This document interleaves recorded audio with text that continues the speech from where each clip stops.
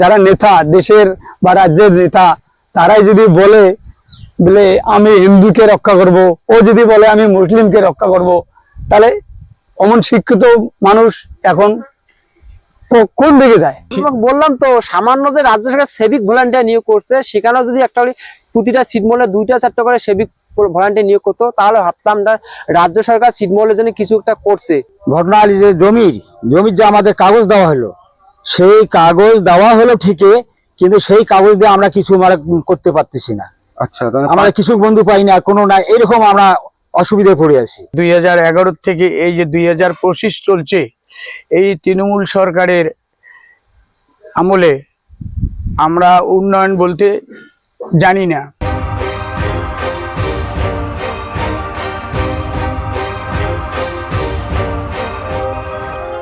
নমস্কার, পিপলস রিপোর্টারে আপনাদের স্বাগত। আজ আমরা এসেছি একটু দিনহাটায়। ছিটমহলের কথা তো আমরা সকলেই শুনেছি যে 2015-র 31শে জুলাই মাঝরাত্রিরে ভারত আর বাংলাদেশের ছিটমহল হস্তান্তর হয়েছিল। ওই দিন 51টা বাংলাদেশি ছিট ভারতের অন্তর্ভুক্ত হয়েছিল আর 111টা ভারতীয় ছিট বাংলাদেশের সঙ্গে যুক্ত হয়। তো প্রায় 10 বছর পেরিয়ে গেছে, প্রায় 11 বছরের কাছাকাছি সময় দাঁড়িয়ে ছিটমহলের মানুষ কেমন আছেন, কি তাদের বক্তব্য? হস্তান্তর তো হয়েছে, প্রায় 10 বছর পেরিয়ে গেল, সমস্যা কি তাদের আদৌ মিটেছে? আগে যেরকম সামান্য নিত্য প্রয়োজনীয় জিনিসের জন্য তাদের ভারতের উপর নির্ভর করতো, তখনকার মানুষ বলেন ইন্ডিয়া নির্ভর করতে হতো, অনেক বাধা বিপত্তি পেরিয়ে তাদের সামান্য নুন তেলটুকু জোগাড় করতে হতো। আজ সেই সমস্যাটা হয়তো আর নেই, কিন্তু এখন কিরকম আছেন সেখানকার মানুষজন? দিনহাটা চৌপতি থেকে পেটলা হয়ে আমরা বাতিগাছ ছিটমহলে যাব এবং সংলগ্ন যে অঞ্চল ছিটমদনাপুরা বা আশপাশের যে সমস্ত অঞ্চল, সেই সব অঞ্চলেও আমরা যাব। যেমন ওখানে আরো একটা বড় সমস্যা আছে, ছিটমহলের মানুষের সমস্যার পাশাপাশি সিঙ্গিমারি যে নদী আছে, সিঙ্গিমারি নদীর ভাঙন একটা বড় সমস্যা। প্রত্যেক বছরই বর্ষার সময় বিরাট আকারে ভাঙন হয় এবং প্রচুর মানুষের জমি জলে চলে যায়। তারা ক্ষতিপূরণ কতটা কি পান, পেয়েছেন কিনা আদৌ, সে বিষয়েও আমরা আমাদের আজকের প্রতিবেদনে কথা বলবো, তাদের সঙ্গে তুলে ধরবো ছিটমহলের মানুষের সমস্যা। 2015-তে 31শে জুলাই রাত্রি 12টার পর থেকে 12টার পরে হলো। আচ্ছা, কতগুলো হস্তান্তর হলো? এখানে তো আমাদের ঘটনা হলো যে বাংলাদেশি সিট এখানে 51টা আর ইন্ডিয়ান সিট ওখানে 111টা। আচ্ছা, এটাই আর কি বিনিময় হয়েছে আর কি ওই সময় আর কি। মানে 51টা বাংলাদেশের, হ্যাঁ, বাংলাদেশের তরফের 51টা, ভারতীয় সিট 111টা। আচ্ছা, এটা বিনিময় হয়েছে। আচ্ছা, 15তে আর কি, 2015-তে 31শে জুলাই রাত 12টার পর থেকে। আচ্ছা, এই যে এই বিনিময়ের আগের যা অবস্থা আর এখনকার যে অবস্থা, এই দুটোর মধ্যে কি পার্থক্য? পার্থক্য আছে কিছু। ঘটনা হলো যে আমরা যখন ছিটমহলে ছিলাম তখন না হাট বাজার করতে পারি নাই, স্কুল কলেজে পড়তে গেলেও নানান রকম প্রবলেম হতো আমাদের। হ্যাঁ, অন্যকে কেউ বাপ মা তৈরি করে আবার স্কুলে ভর্তি, কলেজ ভর্তি হয়েছিল। আচ্ছা, এবং তখনকার সময় থেকে আমাদের এখানে ছেলে মেয়ে শিক্ষা দীক্ষা করছি খুব অতি কষ্টে। আর এখানকার সরকারও আমাদের কোনো সেরকম সহযোগিতা করেনি, বসবাসটুকু রাস্তাঘাট সব বিকল হয়েছিল। আচ্ছা, হ্যাঁ, আমাদের বাইরে যাওয়াটা আমাদের খুব সংশয় ছিল, ভয়ের কারণ। দিনহাটা গেলে ছিটমহলের লোক, তখন তো পূর্ব পাকিস্তান ছিল, তখন ছিটমহলের লোক বলে আমাদের ধরপাকড় করতো, ধরাই দিত। অথচ আপনারা ভারতেরই পার্ট, আমরা ভারতের ভিতরেই, ছিটমহলের ভিতরে আবার ভারতীয় ছিট। হ্যাঁ, সেখানে ওরা খুঁটি গেড়ে ওখানে বিদ্যুৎ নিয়ে গেছে, অথচ আমাদের দেওয়া হয়নি। আচ্ছা, আপনাদের দেয়নি, কিন্তু ওরা ব্যবহার করছে, আমাদের ভূখণ্ডের উপর দিয়ে নিয়ে গেছে খুঁটি গেড়ে। নিয়তিও আমাদের আবার বিমুখ হয়েছে, নদী গর্ভে অনেক জমি আমাদের চলে গেছে। এখানেও ভাঙন হয়েছে। হ্যাঁ, এখানে ভাঙন, এই একটা পাড়া, পুরা পাড়া একটা ধ্বংস হয়ে গেছে নদী গর্ভে। এটা কি নদীর নাম? এটা সিংমারি নদী। আচ্ছা, সিংমারি নদী। কোথাও মানসাই, কোথাও বিভিন্ন জায়গায় বিভিন্ন নামকরণ হয়েছে। আচ্ছা, আচ্ছা, আচ্ছা, বুঝলেন? এখন ঘটনা হয়েছে, সে পাড়াটা ধ্বংস হয়ে গেছে নদী গর্ভে বর্তমান। সেই সমস্ত লোক মানে বিভিন্ন জায়গায় ছড়িয়ে আছে। এটা আরো ভেরি ভেরি ইম্পর্টেন্ট, যেখানে আমরা পূর্বে কিছুই সুবিধার সুযোগ পাইনি, এখন যে আমাদের সংশোধন হলো তারপরেও আমরা কি অনেক ইম্পর্টেন্ট কিছু জিনিস থেকে আমরা বঞ্চিত আছি। যেমন আমাদের চাকরি বাকরি আমাদের এখনো হচ্ছে না। ছিটমহলের ছেলে মেয়ে অনেক গ্রাজুয়েট আছে, অনেক মানে শিক্ষিত ছেলে মেয়ে আছে বর্তমান। তারপরে আমাদের ভূখণ্ডে স্কুল হলো, অঙ্গনওয়াড়ি সেন্টার হলো, তারপরে আমাদের ছেলে মেয়েদের সেখানে সুযোগ দেওয়া হলো না। যে মানে প্রাথমিক স্কুল একটা হয়েছে, অঙ্গনওয়াড়ি কেন্দ্র দুটো হয়েছে, হাই স্কুল কিছু নেই, না হাই স্কুলও হয় নাই আর কলেজও নেই। কলেজ তো হওয়ার কথা নেই। কলেজ আমার দিনেটা মহকুমা শুধু একটা কলেজ। আচ্ছা আচ্ছা। হ্যাঁ, তো এইখানে আমি আস্তে আস্তে শুনছিলাম যে প্রাইভেট স্কুলের মাইকিং হচ্ছে। আগামীকাল ইউনিক গ্লোবাল নার্সারি স্কুলের শুভ উদ্বোধন দেখলাম তোলার পাশে। এটা পেটলাতে হচ্ছে প্রাইভেট স্কুলের মাইকিং, আমাদের এখানে না, ওটা দূরে, আমাদের বাড়িতে প্রায় 6 কিলোমিটার দূরে একটা প্রাইভেট সরকারি স্কুল নেই, অথচ প্রাইভেট স্কুল কটা আছে এখানে? আমাদের বাত্রিকাস বাজারে 2টা প্রাইভেট স্কুল আছে। দুটা প্রাইভেট স্কুল আছে। এখন তো সরকারি স্কুলে কি বলবো, পড়াশোনার কি হচ্ছে, যা দেখেন না পড়াশোনা কি হচ্ছে, পড়াশোনা ভালো হচ্ছে। তার মানে সবাই প্রাইভেট স্কুলের দিকে ঝুঁকছে। সবাই প্রাইভেট স্কুলের দিকে হ্যাঁ। ঝুঁকছে। আর উপস্বাস্থ্য কিন্তু আমাদের ছিটমহলে হয় নাই, যে পাশের গ্রামে আগে ছিল সেখানে যুক্ত করে দিয়েছে আমাদের পরিষেবাটা। মিড ডে মিল এখানে পায়?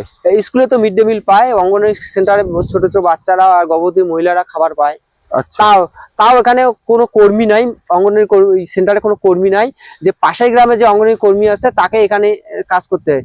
এখানে ও আবার ছিটমহলেরটাতে কাজ করে, আবার ওর নিজের সেন্টারে গিয়ে কাজ করে।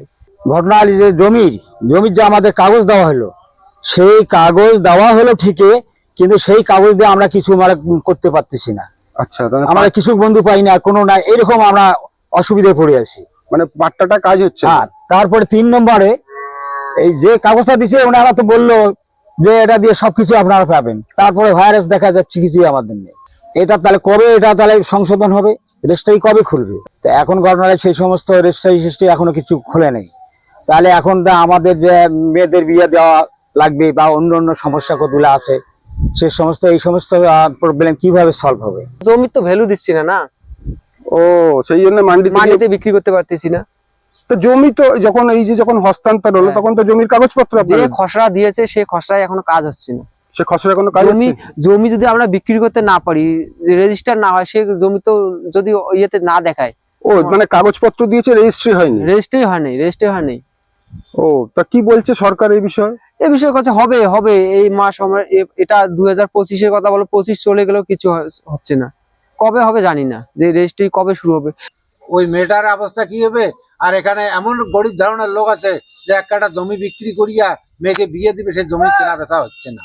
এই জমির কাগজ যেটা দিছে খসড়া খতিয়ান, এই খতিয়ানটা যে এখানে ব্যাংকে কোনো যে একটা টাকা পয়সা লেনদেনে বা স্টারি কলা কোনো কাজ দেয় না। এখন সংশোধন হওয়ার পরে যদি আমরা এই সমস্ত জিনিস থেকে বঞ্চিত থাকি, তাহলে আমাদের লাভ কি? অথচ আমাদের ছিটমহলে যদিও আমাদের মানে পঞ্চায়েত আছে, এই পঞ্চায়েত তো থাকা না থাকা সমান কথা, এ কি করে না করে জানি না। সিটের যে উৎপত্তিটা, এটা 1931, 32-তে এর উৎপত্তি। আমি কাগজ দেখাচ্ছি, আমার নস্কা আছে, আমার বাবা তহসিলদার ছেলে। আপনার বাবা তহসিল? আমি তার ছেলে। তা আমার কাছে এই 2টা ছিটমহলে কাগজপত্র আছে, এবং উপর থেকে যারা আসছিল গুরগাঁও থেকে, কলকাতা থেকে, আমার কাগজপত্র থেকে ওরা মানে আনন্দ হয়েছিল। আমার কাছে এখনো খতিয়ান বই আছে, ও সিটের নস্কা, এই সিটের নস্কা, ওখানকার বই সবকিছু আমার আছে। মানে সবকিছু আপনাদের কাছে থেকেও যেগুলো পাওয়ার দরকার সেটা আমরা পাচ্ছি না। আমি ছিটমহল বিনিময় হলো 2015 সালে 31শে জুলাই মধ্যরাতে। কিন্তু ছিটমহল বিনিময়ের পর যে একটা বেকার যুবক যুবতীর যে কর্মসংস্থান, তা তো নাই। যে সামান্য যে রাজ্য সরকার একটা সিভিক ভলান্টিয়ার ছাড়ছে, যদি সেখান থেকে একটা সিভিক ভলান্টিয়ার নিয়োগ করতো তবু মানতাম না। রাজ্য সরকার ছিটমহলের যুবক যুবতীর জন্য কিছু একটা করছে, সেটাও করে নাই। এখন সবাই বেশিরভাগ গুলো আমাদের ছিটমহলের যুবক যুবতী বেশিরভাগই পরিযায়ী শ্রমিক। বেশিরভাগই পরিযায়ী শ্রমিক। কোন রাজ্যে আছে বেশি? বেশিরভাগই আছে দিল্লি, হরিয়ানা। আমি যেমন কয়েক বছর আগে, 2 বছর আগে দিল্লিতে, গুজরাটে কাজ করে আসছি। গুজরাটে এলএনটিতে যেখানে বুলেট ট্রেনের কাজ হচ্ছে, সেই ইয়েতে কাজ করে আসছি। 80% মানে মজুরি করালো বাইরে যারা বাইরে যাচ্ছে। হ্যাঁ, বাইরে দিয়ে তোমার দিল্লি বা হরিয়ানা, তারপরে তোমার বিহার বা আসাম, এরকম বিভিন্ন জায়গায় ছড়িয়েছে। মানে কাজের তাগিদে, পেট বাসার তাগিদে। বললাম তো, সামান্য যে রাজ্য সরকার সেভিক ভলান্টিয়ার নিয়োগ করছে, সেখানেও যদি একটা প্রতিটা ছিটমহলে 2টা-4টা করে সেভিক ভলান্টিয়ার নিয়োগ করতো, তাহলে ভাবতাম রাজ্য সরকার ছিটমহলের জন্য কিছু একটা করছে। যে আমরা ছিটমহল বিনিময়ের পর শুনছি 38 কোটি টাকা বাজেট করছে ছিটমহলের জন্য, 3800 কোটি টাকা। কিন্তু রাজ্য সরকার কত টাকা বাজেট করবে? রাজ্য সরকার তো বললো যে আমি ছিটমহলের জন্য অনেক কিছু করছি। রাজ্য সরকার বলুক তো আমি যে একটা বাজেট করছি ছিটমহলের জন্য, যে 5 লাখ 10 লাখ একটা বাজেট করছি, দেখাক না, বলুক না যে আমি এত টাকা বাজেট করছি ছিটমহলের জন্য। উনি কি করছে? শুধু ছিটমহলের কিছু লুটে পুটে খাচ্ছে। এসআই এর প্রবলেম ফেস মানে কি ঘটনা হলে শুনেন, আমাদের হয়তো মনে করেন যে প্রবলেম কতগুলো আছে। ছিটমহলের লোক ওই সময় অনেকে বাইরে ছিলেন, আচ্ছা তার নাম তোলা হয়নি, আচ্ছা তার নামটা তোলা হয়নি। তো সে বাড়িতে ছিল না, বলছে যে কোথায় গেছে, সে দিল্লি গেছে, তার নাম তোলা হবে না। এইভাবে কিছু লোক বাদ দিল্লি পড়ছে। মানে পরিযায়ী শ্রমিক কাজ করতে পরিযায়ী গেছে। শ্রমিক কাজ করতে গেছে পেট বাঁচার তাগিদে, হ্যাঁ। অথচ তাদের নাম তোলা হয়নি। এখন তারা এখন একটা এমন একটা অসুবিধা পড়ছে, না আছে 2000, ওপাশে কোনো 2002 এর ভোট, এপাশেও তোমার হোল্ডিং এ নাম নাই, সেন্সাসে নাম নাই। তারাও কিছু সংখ্যক লোক এইরকম আছে। মানে ভারতে অন্তর্ভুক্তির আগেও আপনাদের সমস্যা ছিল, সমস্যা ছিল, এখনো আমাদের সমস্যা রয়ে গেছে। সব সমস্যা আমি তো বললাম আপনাকে। তবে চলে এলেন কেন? এই যে বাড়িতে এখন এসআইআর এর সমস্যা চলছে। এসআইআর এর সমস্যা SIR এর চলছে। সমস্যা হচ্ছে, এসআইআর এর কি সমস্যা? যে সবাই বলতেছে এসআই ফর্ম ফিল আপ করতে হবে, ফর্ম ফিল আপে যাদের 2000 নাম আছে তাদেরটা হবে, যাদের নাম নাই তারা সমস্যায় পড়বে। আর আমরা তো কেবল নব্য ভারতীয় যেটাকে বলে, আপনারা 2015 পরে আপনারা ভারতের অন্তর্ভুক্ত আপনারা হয়েছেন, তাহলে কি করে আপনাদের? সেইটা একটা সমস্যা আছে। এই ভাইরা বাইরে গেছে, তাদের হোল্ডিং নম্বরে নাম নাই, তাদের এখন যে ফর্ম ফিল আপে এসআরআই এর সম্পর্কে তারা খুব চিন্তাধারায় পড়ছে, তারা কিভাবে বাঁচবে বলেন। এখানে তো তাদের 2002 কোনো ভোটার লিস্টের নাম নাই, বা ছিটমহলেও হোল্ডিং নম্বরে নাম নাই। এখন ভোট ইদানিং এ করছে, কারো ভোটের বয়স 8 বছর 10 বছর, কারো 6 বছর 7 বছর। তাহলে এরা এসআরআই এ কিভাবে থেকে উদ্ধার হবে? সেটা এখন সেন্ট্রাল সরকার যদি মানি নেয় তাহলে তো আমরা বাঁচবো, না হলে তো বাঁচার মতন কোনো উপায় নেই। আর আমরা তো আগেও এই সমস্ত কিছু পাই নাই, তারপরে সংশোধন হওয়ার পরেও যদি আমরা এই সমস্ত থেকে বঞ্চিত থাকি, তাহলে আমার দুঃখটা দুঃখই রয়ে গেল। ঠিক রাজনৈতিক পরিস্থিতি এখন যেটা আমাদের ভ্রাতৃত্ববোধ ছিল হিন্দু মুসলিম আমাদের এলাকায়, সেটার থেকে অনেকটা বিভেদ তৈরি হয়েছে, ফাটল দেখা দিছে। এটা কবে থেকে তৈরি হয়েছে? এটা বিজেপি আসার পরেই আর তৃণমূল আসার পরেই এই জিনিসটা, এই ফাটলটা দেখা দিছে। এখন তো দেখি এমন একটা ফাটল সৃষ্টি হয়েছে যে তোমরা তো তোমরা, আমরা তো আমরাই, তোমরা আমরা এইরকম ভাগাভাগি। এটা একটা বিভেদ দেখা যাচ্ছে, যেটা প্রেজেন্ট টাইমে, এটা যেটা এই চিত্রটা এই ধরনের ফুটে উঠতেছে দিনের পর দিন। এবং কৃষক বন্ধু হাতে নেই, কি স্বাস্থ্যসাথী স্বাস্থ্যসাথী কার্ড অনেকে পাইছে, অনেকে পায় নাই। জব কার্ড অনেকে পাইছে, অনেকে পায় নাই, এন্ট্রি নাই। 15 বছরের ঘর যে দেওয়ার কথা ছিল, সে ঘরও আজ পর্যন্ত আমরা পাইনি। মানে একটা ঘরও কারো কাছে মেলে না। খালি শুধু পাচ্ছি এখানে রেশন কার্ডটা আর বিদ্যুতের লাইটটা আর সাধারণ রাস্তার কাজটা আছে। রেশন কার্ডটা 1 নম্বরে আমরা পাচ্ছি, কিন্তু তাছাড়া আমাদের ছিটমহলে কোনো কাজ নেই। যে ছেলে মেয়েরা পড়াশোনা করছে এখান থেকে কষ্ট করি, অনেকে বিয়ে পাস করিয়েছে, কোনো তাদের কর্মসমস্যা নেই। বাইরে যাওয়া লাগে, হরিয়ানা, বোম্বাই, রাজস্থান, গুজরাট, কেরালা, এই সমস্ত জায়গায় যায় কর্ম করি খাওয়া লাগে। নদী ভাঙিয়ে আমাদের ছিটমহল শেষ হয়ে গেছে। 11 সাল থেকে 2011 থেকে এই যে 2025 চলছে, এই তৃণমূল সরকারের আমলে আমরা উন্নয়ন বলতে জানি না, উন্নয়ন কাকে বলে আমরা জানি না। আর এই 14 বছরে আমরা সরকারি কোনো সুযোগ সুবিধা অনুদান বলতে কিচ্ছু আমরা এই অবধি পাই নাই। আচ্ছা, বা আমরা যদি কোনো বিষয়ে কারোর সঙ্গে আলোচনা করতে যাই, আমাদের উপর একটু অন্যরকম টেনশন নেয়। কেন? কারণ কি? কারণ আমরা বিরোধী দল করি। আচ্ছা, শুধু বিরোধী দল করার জন্যই এটা, মানে সমস্ত সুযোগ সুবিধা থেকে আপনারা বঞ্চিত। হ্যাঁ, এটাও কি ছিটমহলের অংশ? না, এটা আমাদের ভারতেরই অংশ ছিল, সবসময় ভারতেরই অংশ ছিল। তবুও তা সত্ত্বেও আপনারা যেহেতু বিরোধী দল করেন সেই জন্য। হ্যাঁ, আমার পার্শ্ববর্তী এলাকা সিংমেরি মদনাগুড়া, আমারটা অনরান সিংমেরি, আমার উত্তর পাশটা হলো ফ্ল্যাগমেন্ট। আচ্ছা আচ্ছা, তা আমরা এই এলাকায় থাকিয়া যে এই যে নদী ভাঙন এলাকার লোক হিসেবে যে আমরা একটা সরকারি সুযোগ সুবিধা অনুদান বলতে কিছু একটা যে পাওয়ার, আমরা আই অব্দি পাইনি। নদী ভাঙন হলে তো সরকারের হ্যাঁ। অনুদান পাওয়া যায়। না, আমরা কিচ্ছু পাইনি। নদী ভাঙনে কতগুলো ঘর গেছে, গ্রামের কতগুলো ঘর? এই এখান থেকে প্রায় 70-80টা পরিবার এখান থেকে চলে গেছে। 70-80টা পরিবার কেউই কিছু পায়নি এখানে নাই কেউ। এরা যারা নদী ভাঙন লোক তারা কোনো সুযোগ সুবিধা গ্রহণ করতে পারেনি, এ অবধিও পাচ্ছি না। পাড়ায় পাড়ায় সমাধান কোনো কাজ নাই, এইটুকুই আর কি। খালি শুনি যে পাড়ায় পাড়ায় উন্নয়ন, কিন্তু বাস্তবে পাড়ায় পাড়ায় কোনো উন্নয়ন নাই। এটাই হলো বর্তমানকার পরিস্থিতি।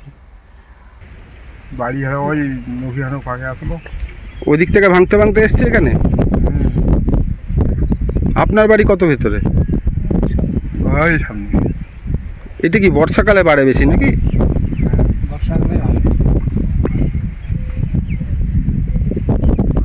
ভাঙন হলে যে সরকারের থেকে ইয়ে পাওয়া যায়, বাড়ি টাড়ি গেলে সেগুলো কিছু পায় এখানকার গ্রামের মানুষ, না পায় না?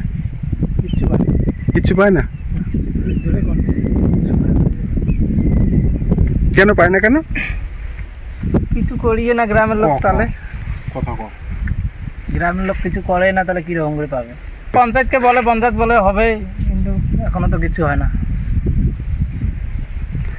এখানে বাড়ি ছিল একটা, এই 1 মাসে এই যে আগামী বন্যাতে ভেঙে গেছে। এখানে বাড়ি ছিল? এটা বাড়ি ছিল, তাই না? বাথরুম এখনো আছে। নাই।